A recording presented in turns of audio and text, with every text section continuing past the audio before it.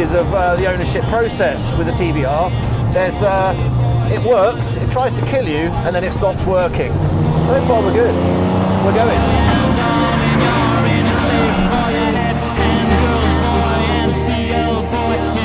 Driven a lot of crazy cars over the years. There's one question I get asked quite frequently: what's the worst car I've ever driven? Without hesitation, TVR. There's a bit of Top Gear history with these cars. Here, obviously, back at Dunsfold, the old Top Gear track.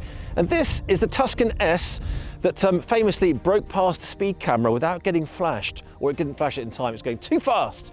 I think it was Series 1, Episode 1 of the original Top Gear. Have to have a go in that one later. Cerberus, didn't drive that on the show. This is the TVR Griffith.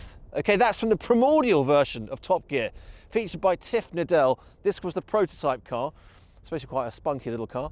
And then this one I do know, the Sagaris, which I drove when I was on Top Gear with these gloves, which I might have to put on because it's flipping freezing here. The Sagaris is an interesting car. It's a sort of sportier, track-focused version of the Tuscan. Some fruity bodywork, which is always a miracle if it stays on. But there's a ton of interesting features with this car. So the TVR Sagaris, it's got a 4-litre straight 6-cylinder engine, pumping out around 400 horsepower. Famously, TVR kept it very basic. You could safely say that no two of these cars are built the same, because they weren't. They were hand-built in the factory, and Trevor would go off to make his tea, Mike will come back and finish off the suspension, and some stuff happened in between. They only made about 200 of these. They were 50 grand back in the day, but limited edition. So you could say that it's collectible, but it's hard to keep a straight face when you talk about collectible TVRs. TVR is named after the founder of the company, Trevor from Blackpool. It's not exactly the same as Enzo Ferrari from Modena, is it? But there are some good comparisons in terms of power to weight ratio, because they did away with safety features, no ABS, no traction control, no airbags. They basically looked at the European Union rules and just said, we're not doing that. It kept the car light, 1,000 kilograms. So you've got a lot of power in a rear-wheel drive sports car with no driver aids, lots of fun factor. The downside is that lots of owners did splatter themselves across the countryside when these things went wayward, which is what they like to do most. This car has had an extensive restoration process. It was one of the first two prototypes. There was an orange one and a blue one. Someone painted this one orange. It's been painted back to the original blue, and I remember it looking exactly in this colour, so this feels like period correct. The previous owner also did some modifications to the bodywork. Now these louvers and this sort of bodywork, sort of these fins and things, somebody was thinking along the lines of aerodynamics. Whether they achieved it or not is another thing, but you can see the barge boards and these louvers on the side. Now normally the louvers are there to sort of whip air away, give some ventilation for the discs, cool them off. They can also create downforce in the shell, suck the car to the ground. I don't think that was really happening with TVR. What they did do, these slits allowed rocks to fly out from the wheel and smash into the windscreen and break the windscreen. So TVR even found that unacceptable. So they sealed them up. Previous owner has cut the slits out and then had to put this mesh in, realising his mistake probably after he'd smashed his third windscreen. So that's been replaced, sort of. These guys here, ventilation, not sure if it's meant to be at that acute angle, possibly going to come off later. The car's geared to 195 miles an hour, but stuff starts to happen. We'll look at that in a minute. It's get quite fruity. The engine has been rebuilt because the neighbouring engine was being cleaned, and swarf from that one got into the block of this engine. It detonated, so this one's got a new one. What else can I tell you? The chassis has also had to be reworked. It was the original press car, so journalists would get hold of it, routinely crash it, and it would go back to Blackpool, where it was kind of hastily repaired. So it's got more lumps than a Pirelli calendar. That's all been sort of ironed out, so apparently the chassis now is fairly mint. What else? It's had a checkered past. It was on display at a show in Birmingham, and someone walked up to it with a rifle and shot it, actually shot it through here into the footwell. But being a TVR and being possessed, it didn't die, because TVRs can't die, only the owners can. All in all, this car's had quite a fascinating history. Looking forward to driving it. But if you're shopping for a car, you should also do the same thing. Get your facts straight. Make sure you use carVertical to check the history of the car you're buying, to make sure it hasn't got any really crazy faults or a financial status that means that you don't even own it after you've shelled out your cash. All you've got to do is put the VIN number or the registration number into carVertical to get a full history report to show you what that car's been up to. So if you're looking for a bit of British muscle, you might be after a V8 Aston Martin, get yourself a Vantage, one of my absolute favourites, and got a good example here with some juicy photos of a very action-packed history. This one looks like the one I drove on the Bond movie. It's been smashed up, a bit harder than the ones that we knocked around with Bond, and a massive frontal impact. So from the one side, this car looks quite good. If you're looking at the rear quarter, very shiny, very smart car. Front end looks like it's had a major head-on and will have done all kinds of different damage to that car. Savage driving. So the photos tell the story. So you can look around, you can see where the damage is. It looks like it's quite critical, affected the chassis and the engine. And actually, there's a financial report that shows the car was marked as scrap. So effectively, could be worthless.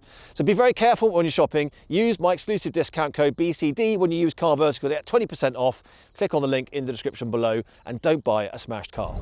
Despite this being a kind of track evolution of the Tuscan, it's got wider track. They modified the suspension a bit. My lasting memory of every TVR I've driven is that the handling was dreadful. The car always wants to swap ends on you. Braking is always a mystery. It never does the same thing twice. But I'm wondering if my opinion has softened over the years. Possibly I was a bit spoilt back in the day with too many Ferraris, too many Lambos, and I'm patriotic, so I want this British car, you know, to be good. The other thing I remember is they're difficult to get into. I think TVR were obsessed with people stealing them, so it's got no door handles, but I remember something about the mirror. There it is. Pretty random. Did I open it? No. Let's try that again. Ooh, there it goes. I'm in. Oh yes. Oh, she's tight. She is tight. It's off to a good start. System fault 141. It's kind of like room 101. Brake fluid. Does that mean add brake fluid? It's run out of brake fluid. There's brake fluid on the disc, we don't know. And I'm just getting used to the dash again, because the dash is a mystery. There's that is the door handle. I remember it now. This weird button. There's these three identical buttons. If you're in a panic and you want to get out of this car fast, what button would you press? Stereo. There's that one on the left. I reckon that's the cubby box. Check it out. Nope. What does that do? Window. Which doesn't go back up, only goes down. What else can I show you? There's a cluster over here. That is definitely, that's like Alienware right there. There's buttons. If you had like an alien hand and you could speak alien, you could make some sense of the hieroglyphics. All these different dots and stuff. It's like Starship Enterprise, bit weird, bit woo, bit way. Some lights come on, they come off. The biggest mystery though is the sort of center console. The numbers. What do the numbers mean? Does it rev to 18,000 RPM? I think that's unlikely. Does it rev to 8? Yes. All right, so if we say that the right side is revs, the left somehow translates to speed. That's exciting. All right, let's fire her up. Oh, apart from the belt, it's reminiscent of a Spitfire firing up for the first time. All right. It's got a sweet tone, hasn't it? These pedals are something else. They are extremely close together and quite an unusual shape. That's the clutch. Hold on, Ben. It's kind of hyperextend your ankle to make it work. Off we go. Memories. Oh, nicely back in this little bad boy.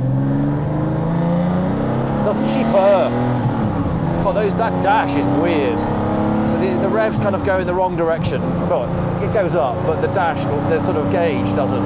I love the steering wheel. Really cool. Quite racy.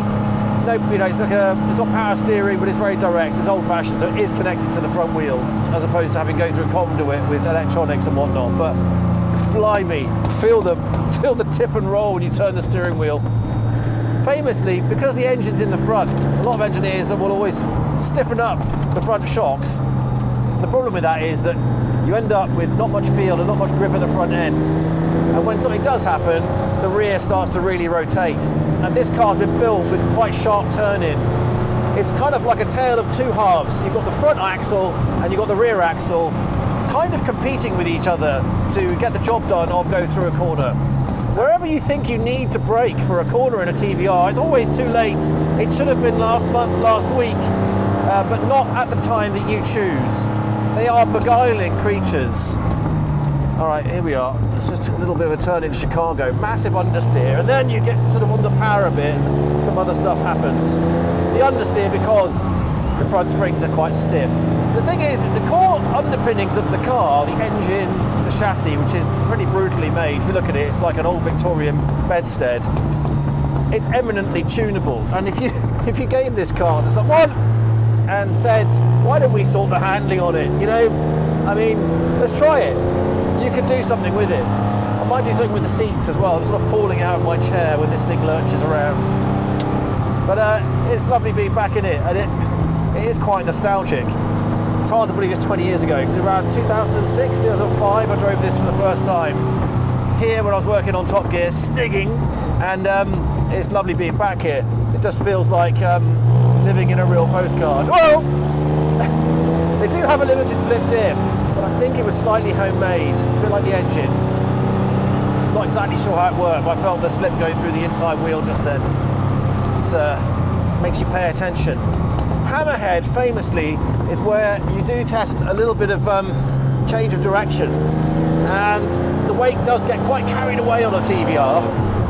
It swaps around.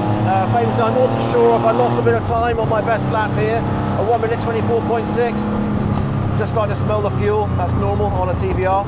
But it was quite quick. At the time, that was just behind a Koenigsegg, one of their early ones, a CC8, I think it was called. So it's quite a fast car, and it was actually, if you can believe this, the 0 to 60 in this car was faster than a Porsche GT3 of its time, the 996, which is pretty incredible. I think it was like 3.7, Porsche about 4.1. Porsche was faster to 100, but still, this thing was nippy, and it was faster around the track than the Porsche. But it was raining when the Porsche went round, so I'm fairly sure that in a straight contest, this would have its arse spanked quite heavily. But a 24.5 is not a bad lap time for a car that's made by hand, people in Blackpool, kind of winging it and throwing it together. These cars were pretty saucy back in the day. So the sense of fuel is starting to pick up a little bit. Can't actually see the fuel gauge while I'm driving, so the smell of fuel is a good sign. I think it's time to do a little straight line test and just see how the bodywork is holding up after all these years and whether it will stay on. So let's go to the far end of the runway. Let's bring her round. Oh, that's what it's about. In one of these cars, it's so easy to kick the tail out. Modern stuff, I mean, you have to be doing 1,000,000 miles an hour. You have to floor it, you have all these traction systems. And in a TVR, it's just effortless to have a good time. That's the whole point of it. If you own a TVR, it's the kind of car that your mates phone you up and go, oh mate, can we take the TVR for a blast this weekend? I've had a bit of a tough week and I just fancy being paralysed with fear for a few seconds just to block everything out of my mind.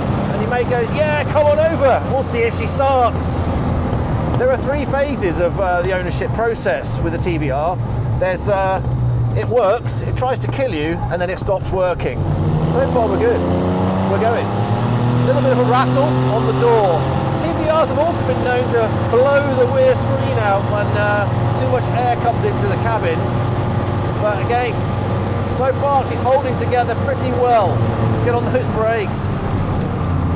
Actually, you know what? She's pulling straight on the brakes. You've got to say, after 20 years, that's quite impressive that the alignment is still there. They were made to be robust. There's elements around the cabin that are a bit like kit-like. Dodgy bits of carpet. You don't look under the hood for too long. It's not, it's not a concourse queen where you're going to sort of show your stuff. Really, you want to keep that button down. But you're definitely better than the quality of a kit car.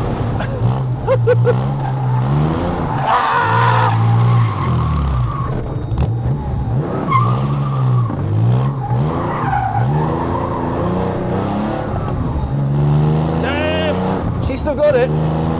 Lovely stuff. You can still heel and toe in it, despite these funky pedals. Occasionally, though, I get my foot stuck between the clutch and the brake. Yeah, that's the bit that I remember, is the lack of trust. It's the kind of car you rock up at a roundabout, press the brakes, you've left it too late, you lock up the front axle because there's always way too much braking bias. Oh, geez, I've got the wrong pedal. And you lock up the front, skid into the roundabout, and either hit something or spin backwards. And the argument between the front and the rear end is continuous. Corner like Chicago, here we go. Turning in, massive understeer, massive oversteer. Spun it. It happens. It happens to the best of us. get what I'm saying anyway. It's unpredictable. It doesn't do the same thing twice because, of course, as well, these cars never came out of the factory the same way twice. And that little spin there was enough to get a puff of water coming out of their little sprinkler system onto the bloody hell, the foot again. These pedals are murder. But she's fun.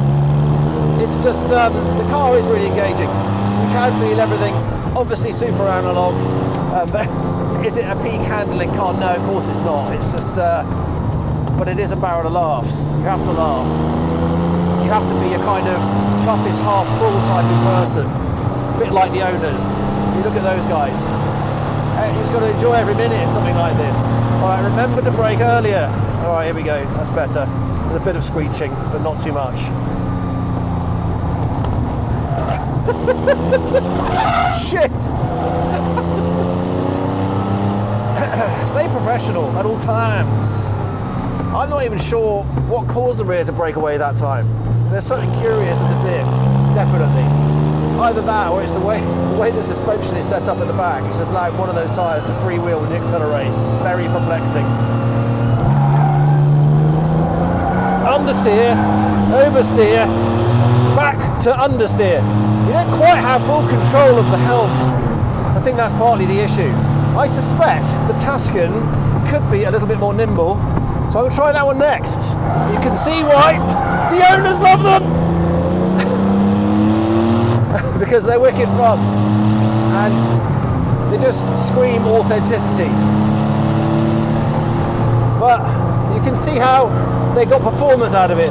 As much as I'm moaning about the stiff front end, it's quite a solid platform in the faster stuff. Just makes it quite tricky to balance it on half wet, half dry track. Damn!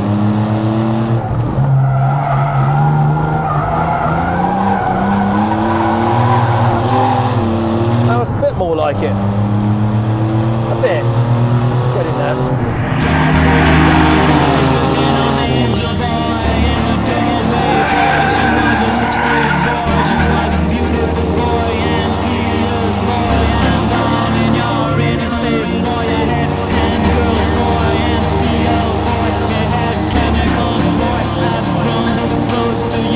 So have I changed my mind about TVR? Not entirely, because they're terrible, but in the best possible way. They're loud, they're dangerous, burn your hand on the gear knob, they're unpredictable, but that's what makes them so exciting. And a TVR never apologises for what it is, and I respect that.